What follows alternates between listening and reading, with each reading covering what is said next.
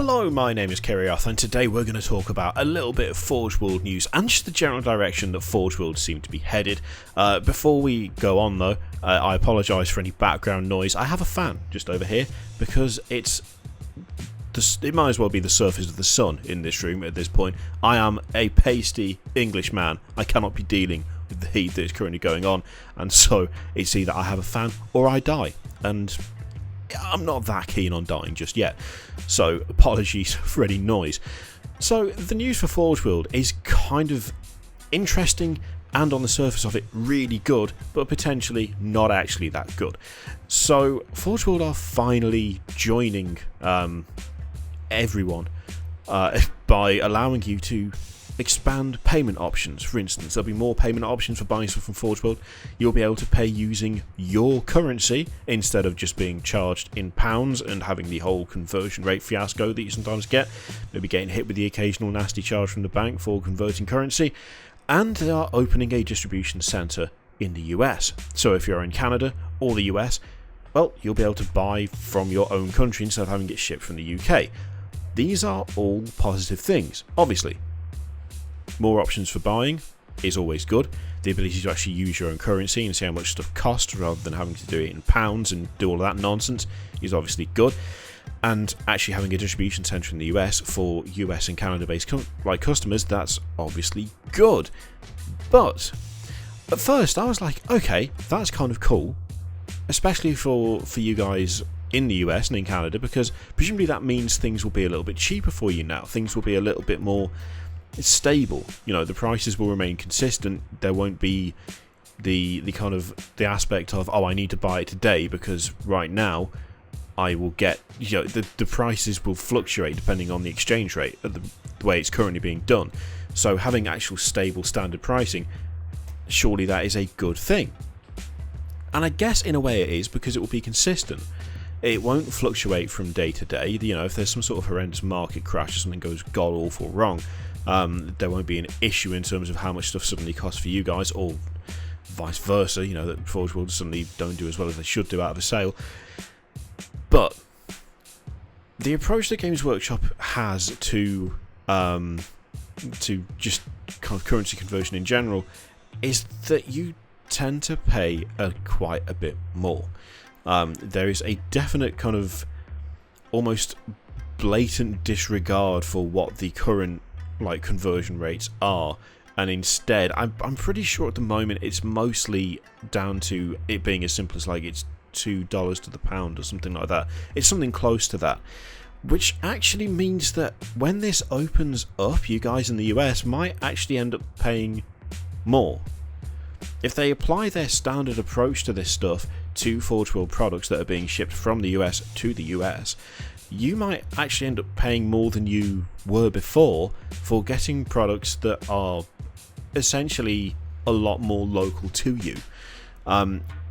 It's one of those things where on the surface of it, it's like, new distribution centre, grand. Being able to pay in your own currency, grand. What does that actually mean though when you look at the way that Games Workshop handles their prices versus, you know, actual exchange rates? Maybe not so good. You might actually find, sort of going forward, that you're paying more for stuff that is already in the US to be sent to you in the US, simply because there is none of that aspect has been taken away.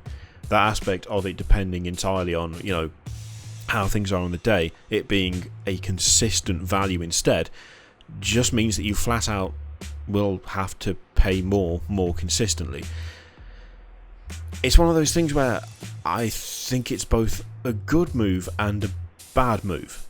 It's good for them because it gives them stability and it gives them the chance to set prices for those prices to remain. And so, you know, they don't have any of that kind of up and down fluctuation that they were having before. Obviously that's good for them. It's stability and it's consistency, which is what you want when you're selling shit. It's actually not so good for the guys who this is supposed to help.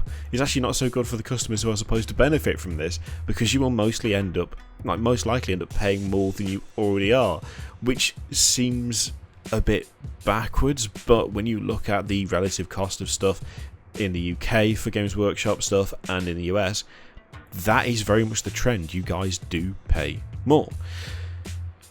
It also seems a little bit strange to me because Forge World, I'm not going to say it is directionless. I don't think that's fair. But the direction that Forge World is going in and the direction it's been heading in is kind of weird in that I can't really 100% fathom what direction that is. With the huge amount of stuff that we've seen going to Last Chance to Buy, with dropping, several 40k things, with a lot of the Horus Heresy stuff disappearing, it certainly looks like they are moving more into what is essentially a support role for the specialist games and for character series stuff. We've had Konstantin Valdor, when I called him the Golden Boy in whatever video it was, that's the guy I was thinking of. We've got things like Janisha Kroll, and we've got all these great characters and all these great standalone models. All of the upgrade packs for the Horus Heresy have disappeared, essentially. A lot of the weapon packs are disappearing. But we're getting bounty hunters for Necromunda. We're getting weapons options for Necromunda gangs. When Adeptus Titanicus is launched and is fully out there, I have absolutely no doubt that we will see significant support for that out of Forge World. Forge World seem to be going less from, it seems to be less about buying armies and more about buying stuff to support what you've already got.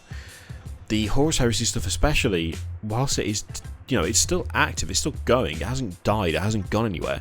The actual way in which Forge World is supporting that doesn't feel super confident. It doesn't feel stable. It feels like it might not be going on for that much longer. Whether that's the intention, whether that's the image that they are aiming to give, it's probably not. Let's be honest. That's the kind of impression that I get when I look at what they're doing. Having this massive kind of load of stuff going to Last Chance to Buy, I think it might have been on Bolter and Chainsword that I saw someone who was like, is that why all that stuff went Last Chance to Buy? Because it won't fit in the warehouse in the US. That's both a very cynical way to look at things and also quite possibly an accurate way to look at things. I'm not entirely sure. But it does seem like Forge World as an entity is moving forward in a direction that is not 100% clear, and it's a weird contrast to suddenly decide to get off your arse and actually offer currency options to open a warehouse elsewhere so that you can supply other places more easily, and to add different payment methods is like, great, grand, okay, that's brilliant, that's exactly what people need. But at the same time, the Last Chance to Buy lists are eclectic and weird and seem to comprise of anything that just they feel like sticking in there, and the actual support for the main thing that they've had going for the last few years in the Horus Heresy seems to be distinctly lacking, whereas we're seeing things like guns for House Orlok and all of that shit.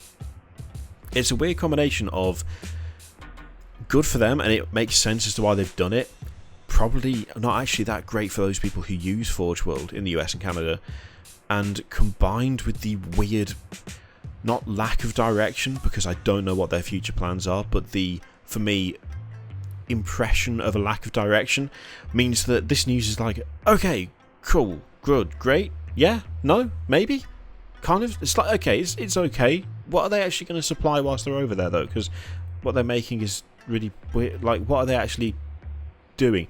It's a weird mix, to be honest. Forge World is in a weird place at the moment, I feel like, and whenever stuff like this happens, whenever there's like some big announcement or some big thing that is going on, there's always a moment of, right, now we kind of, I don't know, we still don't really know what they're doing.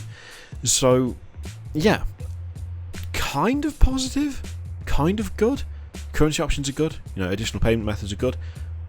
The actual distribution centre is actually not going to be that great, I don't think, for the people who live there. And I still don't exactly know what Forge World's plan is in the future. I'm assuming it's just going to be support for specialist games, but that's something that could do with being clarified overall, because that confusion shouldn't really exist in the first place. But yeah, what do you reckon of all of this? Good idea? Bad idea? Are you in the US? Do you use Forge World? Are you going to be annoyed if the prices go up? Do you think they will go up? Let me know what you think in the comments down below. In the meantime, feel free to click here, video, subscribe, Patreon, all that shit. Click it if you like. Don't if you don't want to. And I will see you for the next one. Toodaloo.